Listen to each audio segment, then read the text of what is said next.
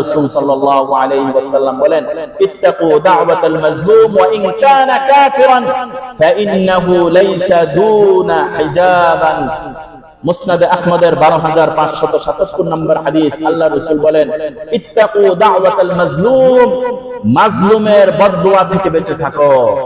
ওয়া ইন কানা কাফিরান, যদিও সে কাফের হয়। খুব খেয়াল করেন, ইত্তাকুল, আল্লাহ রাসূল বলেন, ইত্তাকু দাওয়াতাল মাজলুম, মাজলুমের বদদুয়া থেকে বাঁচো। ওয়া ইন কানা কাফিরান, যদিও সে কি হয়? কাফের হয়। কেননা লাইসা দুনহা হিজাবুন, কেননা মাজলুম যখন নির্যাতিত হয় তখন তার এবং আল্লাহর মাঝে কোনো পর্দা থাকে না, সরাসরি বদদুয়া আল্লাহর কাছে পৌঁছে যায়।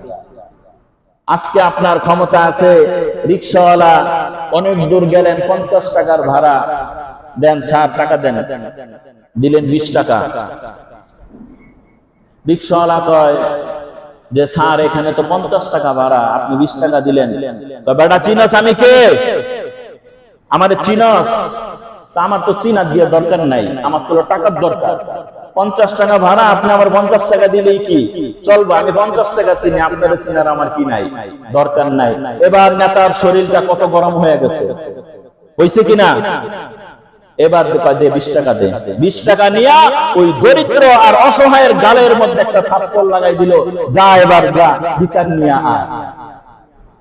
রিকশাওয়ালা বুঝে ফেলছে যে আমার ন্যায্য অধিকার ছিল 50 টাকা, আমাকে 50 টাকা আপনি দেন নাই।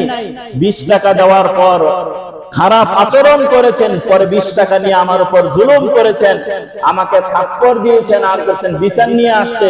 ওই নেতার বিরুদ্ধে বিচার দাবি করলে ওই রিকশাওয়ালার জান থাকবে?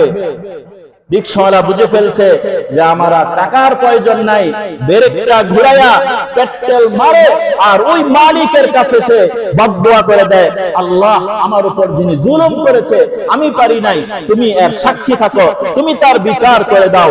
আজকে দেখা যাবে ওই যারা এই উপরস্থ যারা রয়েছে এরাই আশেপাশের মানুষের মাধ্যমে নির্যাতিত হয়ে যায়। এটা দুনিয়ার বাহ্যিক অবস্থা আমাদের চোখের সামনে। বুঝে আসছে ভাই? এ কারণে একটু আগে হাদিস বলেছি, কাফেরের বদদুয়া থেকে বেঁচে থাকো। সেখানে মুসলমানের বদদুয়া যদি আপনি নেন, আপনার রক্ষা আছে? রক্ষা নাই। আর যদি আলেম ওলামার বদদুয়া নেন, তাইলে যে আপনার কি অবস্থা আল্লাহ কি ভালো জানে। এ কারণে সরকার যিনি হবে, আমরা দোয়া করি আল্লাহ যেন ইনসাফগার, ন্যায় পরায়ণ একজন সরকার এই জমিনের উপর আল্লাহ প্রতিষ্ঠিত করে দেন। সকলে বলে আমিন। দুর্নীতিবাদ, স্বার্থবাদ, এ ধরনের সরকার বাংলাদেশের মানুষ চায় না। কি বলেন? এ ধরনের মানুষ আমরা চাই না।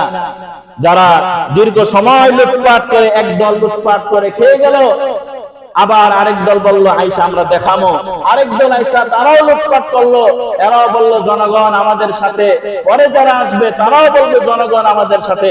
মাঝখানে ওই পাটা পুটার ঘষাঘষি, মরিচের দশা শেষ, জনগণের অবস্থা 12টা বাজে দেব, বাজারের অবস্থা আবারও আগুন ধরবে। কি বলেন? সাধারণ মানুষ ক্ষতিগ্রস্ত হয়ে যাবে।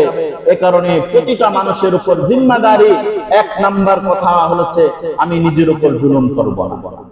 বুঝে আসছে ভাই? আমি নিজের উপর কি করব না? জুলুম করব না। আজকের আলোচনা এই প্রতিজ্ঞাগুলো হোক। 1 নাম্বার, আমি নিজের উপর কখনো জুলুম করব না। 2 নাম্বার, আমার অধীনস্থদের উপর আমি কখনো জুলুম করব না। আর 3 নাম্বার, আপনি যদি দায়িত্বশীল হন, যে ক্ষেত্রে যেখানে দায়িত্বশীল হন, কখনো আপনার হক আর ইনসাফের কথাগুলো আপনি বলবেন। যদি হক আর ইনসাফের কথাগুলো আপনি না বলেন, তাহলে আল্লাহর দরবারে আপনি আসামি হয়ে যাবেন।